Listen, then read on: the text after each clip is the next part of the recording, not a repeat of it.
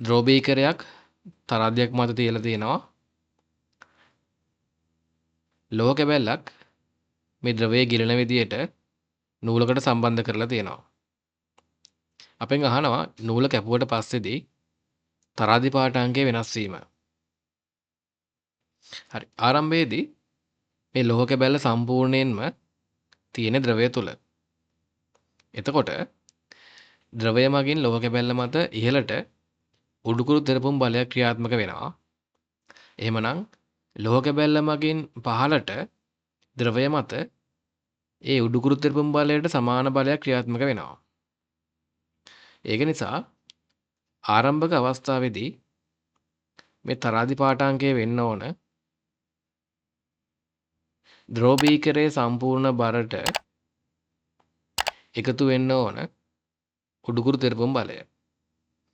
Capital Mg කියන්නේ ද්‍රෝබීකරයේ සම්පූර්ණ බර.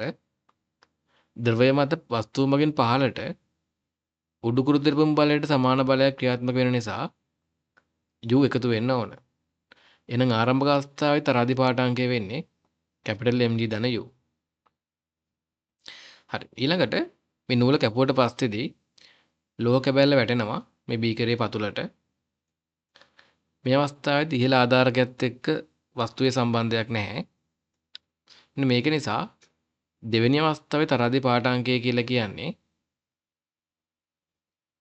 කැපිටල් Mg ට එකතු වෙන්න ඕන සිම්පල් Mg.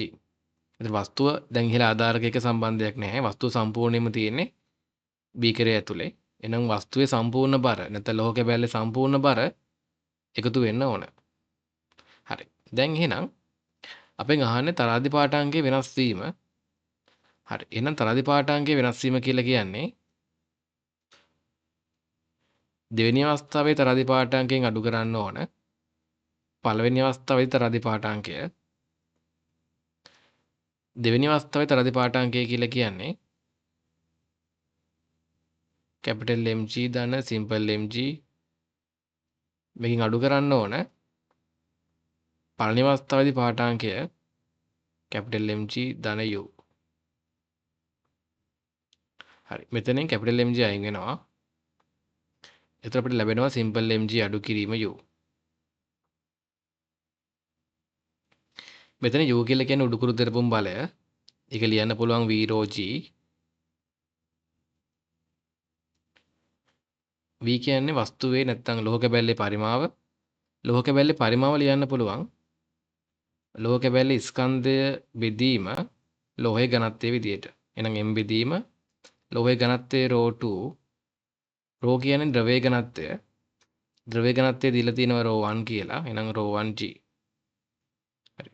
මේක ලියන්න පුළුවන් mg වාරයක් එකරින rho 1 බෙදීම rho 2. එහෙමනම් පිළිතුර වෙන්නේ අංක 2.